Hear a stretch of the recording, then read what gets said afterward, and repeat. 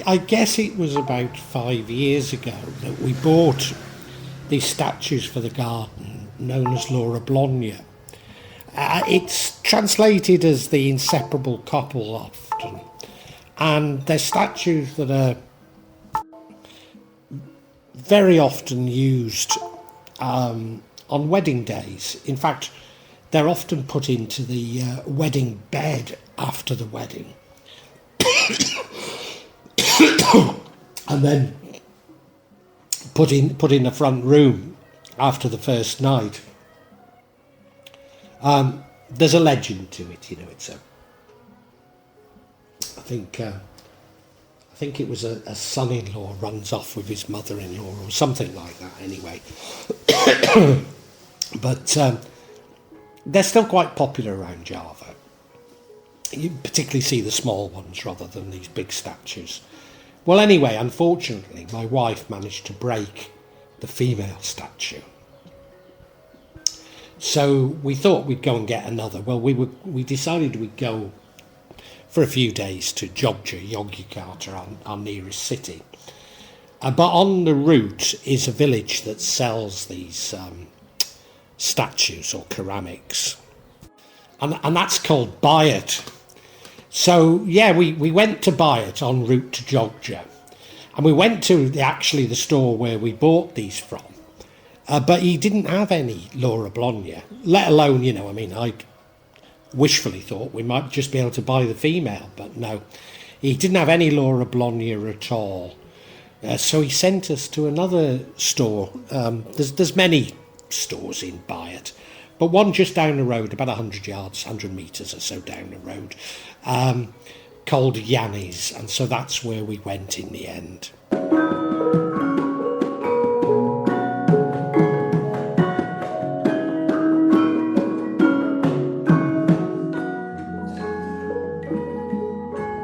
Well, not only were we very pleased with Yanni's, great selection, including many Laura Blognas, but the price seemed very reasonable. It didn't seem to have gone up in the 5 years since we'd last bought one.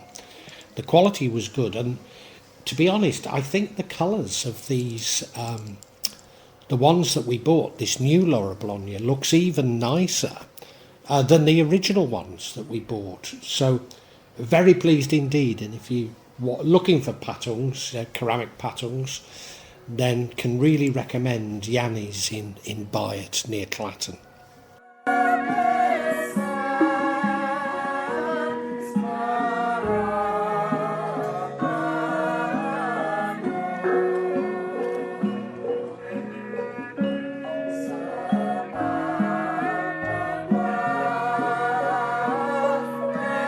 Not so long after leaving Bayat, you get onto the Jogja Solo Road, and again, it's not so long before you buy Candi Prambanan. You can't see that much of it, to be honest, from the road, but you can see a bit, and if you've never been before, do stop and go and have a look, because it is absolutely wonderful. And not far from there is Candi Kalasan, of which the village Kalasan is named after. Again, that's really worth seeing.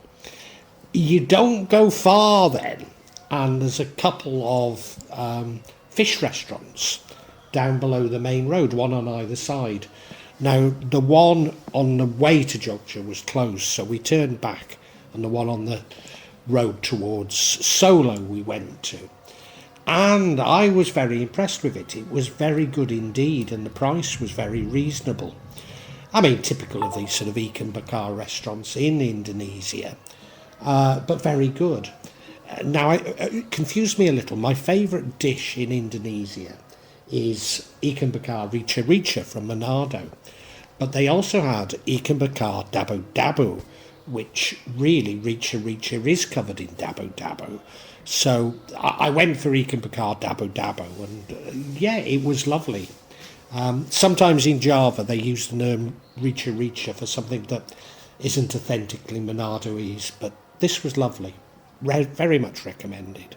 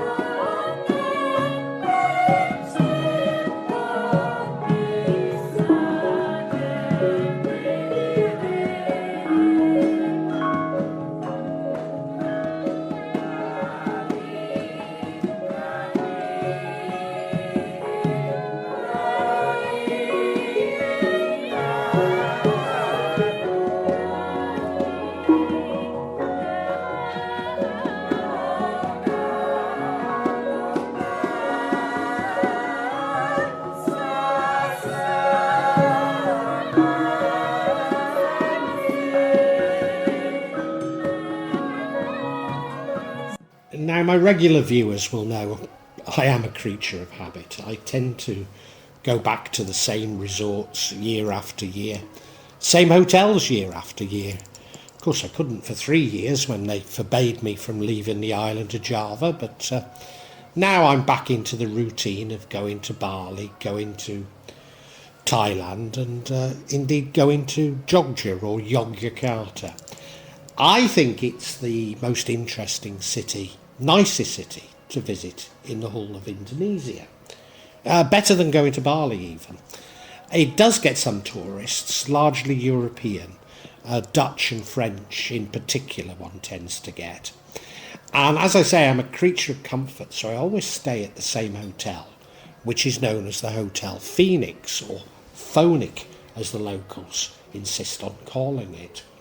And it's absolutely wonderful. It's absolutely crammed full of old Javanese antiques, wonderful little nooks and crannies to explore.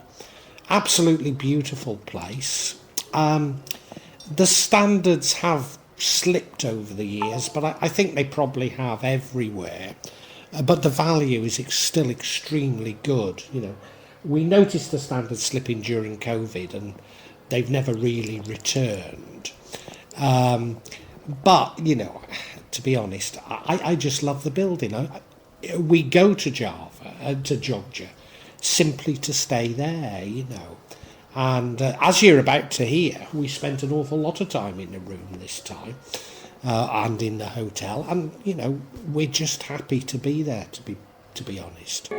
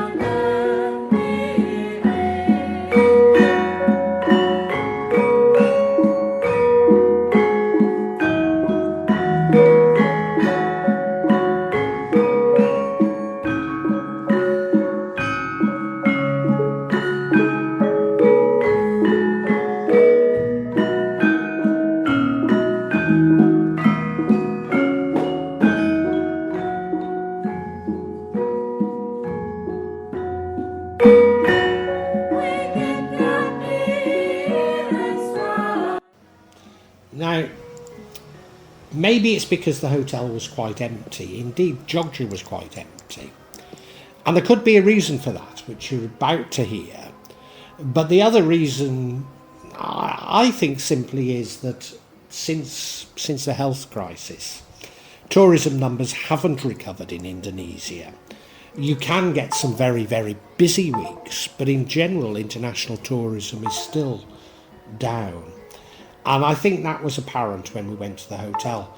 So I think because it was quiet, they upgraded us to a much better room, which was lovely. So you're seeing the inside of that room, which we were very pleased with.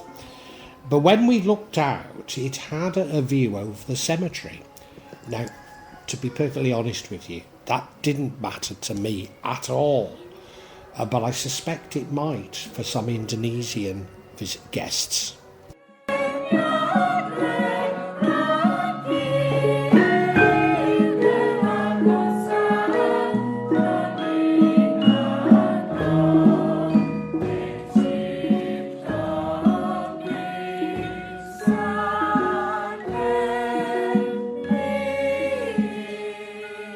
And behind, depends which way you're looking at it, to the right, let's say, of the cemetery, it was a masjid or mosque, and it's actually the masjid and mosque that I attend when I'm staying at the Hotel Phoenix, and it's a lovely masjid. I really enjoy going there. I look forward actually to going to Jogja to go to this masjid. It's rather typical of city masjids. It's upstairs. You go up a flight of stairs to it. But everyone's very, very welcoming. It's a lovely masjid, and in fact, it's a lovely kampung where it is.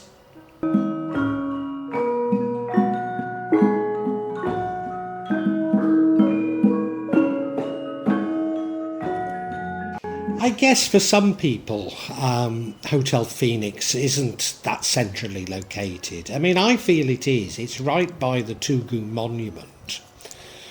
So on General Sudirman, which I think is very central, but others may feel that Malibra is central, or others even may feel that the Kraton is more central. So yeah, it might not be for everyone. It's not far to Malibra or the Kraton, though, to be perfectly honest. I like it because it's close to the universities, and because there's universities, there are some tremendous bars and beer gardens around there, within walking distance, in fact. And that's part of the attraction of me going. Now, you might be saying, what's a Muslim doing going to beer gardens? Well, yes, I do enjoy having a beer every so often. I don't often drink to excess, and I certainly control my behaviour, or at the very least my wife does, So, it's part of the attraction of going there, to be perfectly honest. And in particular, we like a bar called Saka Patat, which you will see here.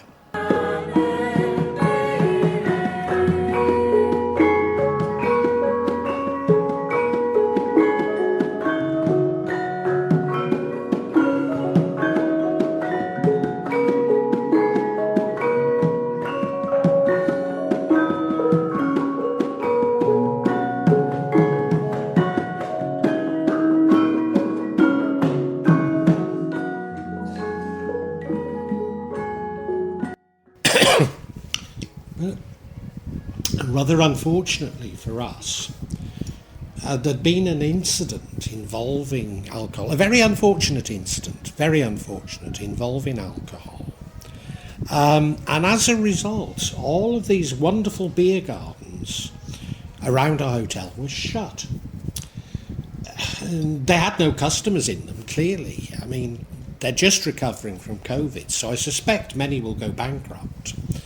And of course, it's not just the beer gardens and the staff, but there'll be the bands, there'll be the suppliers, there'll be many people that will suffer as a result. Now, as I say, Jogja's a university town, so it's going to impact on that. But did it make an impact on the tourism? Because there were very few tourists there at the time. It's a great shame, but what I would say to you is that there's an election coming. And unfortunately, such crises seem to occur more regularly at election times. But this also meant that really, we had to drink in the hotel bar because nowhere else was open. And, we couldn't be bothered to go out for a meal and then come back for a drink. So we ate in the hotel as well, more often than not. So, whilst not a massive amount of money to Westerners, to us it is. It probably, these few days we had in Jogja, we spent about $300 more than we would have had there been alcohol in the beer gardens, which, as I say, is one of the reasons for going. Has Jogja lost our custom forever? Probably not. But if those beer gardens remain closed, I don't see us going to Jogja every year like we used to.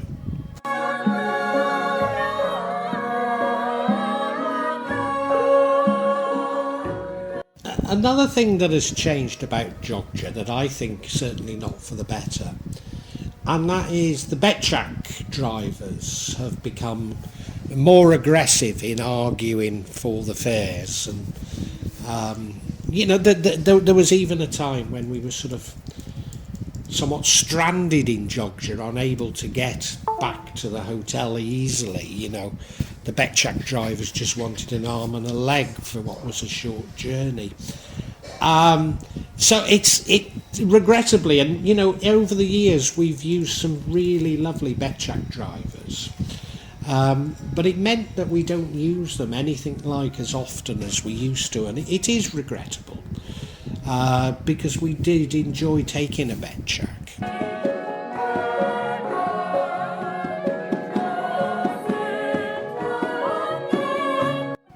One of the places we always go to in a Becak is the Kraton, or the Sultan's Palace, and it's a lovely, peaceful place to have a walk round, or at least it used to be. But the last two times we've been, we couldn't go in. The first time it was claimed it was due to the health crisis, and I think that was probably true. But the last time they claimed it was refurbishment. But as you approach the Kraton, you're met by a pile of locals trying to sell you trips elsewhere. Now, I don't know how many of you know about this, but at the palace in Bangkok, one is often met by locals who tell you that it's closed that day, but they know somewhere better they can take you to. I do really hope that's not what was going on at the Kraton, because the Kraton is a very, very special place, and it really, this sort of thing really shouldn't happen at the Kraton. Anyway, we persisted and we got in and we had a walk around. There were parts of it shut, and I can't say that it was as enjoyable as usual. And I think, that was largely because someone insisted that we take our hats off. And it was very hot, and I suspect I got a degree of sunstroke. Certainly later on in the day I was feeling very ill, which is usually indicative of me having burnt the top of my head. But you have to visit whatever, but yeah, be careful.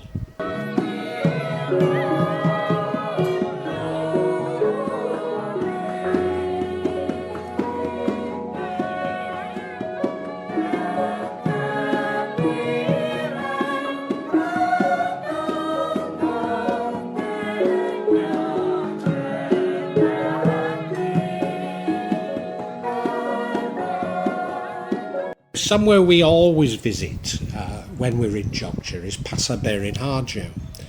It's just a traditional market, but what we find is that, say compared to Terrace 1, Terrace 2 and Terrace 2, which is where they put the old street traders, the prices in Pasar Beringarjo can be very cheap indeed. And sometimes the quality is a lot better than in those at the terraces. Sometimes, not always, but it can be a lot cheaper, as I say. My wife often goes there to buy Muslim clothing and prayer mats, that sort of thing, whereas I go there to buy jimat from a lovely Chinese lady who I always have a good chat with her. I enjoy going there, yeah. So I can really recommend Pasar Beringarjo. The other thing is that outside you'll find my relative who sells those raffia animals. So if she does stop, you do buy one from her. She does all right, to be honest, but she's a lovely lady.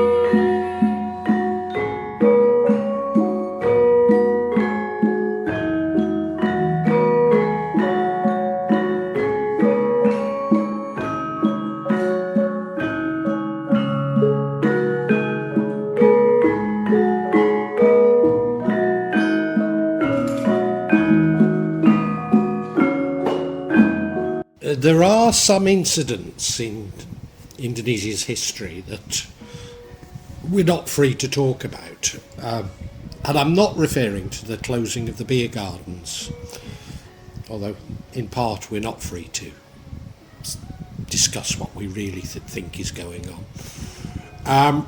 But the Jefferson Building is one of those buildings that is very much a part of Indonesia's recent history. It was a police interrogation centre, but it's a part of Indonesia's history that we're really not allowed to talk about or to discuss. Let me just say that it is probably the most haunted building in the whole of Jogja. It's right by the Tugu monument, so you can go and see it for yourself. But yeah, it's probably, you know, there's many places claiming to be the most haunted, but I think the Jefferson Building probably does have the darkest history of any building in Jogja. So worth a visit.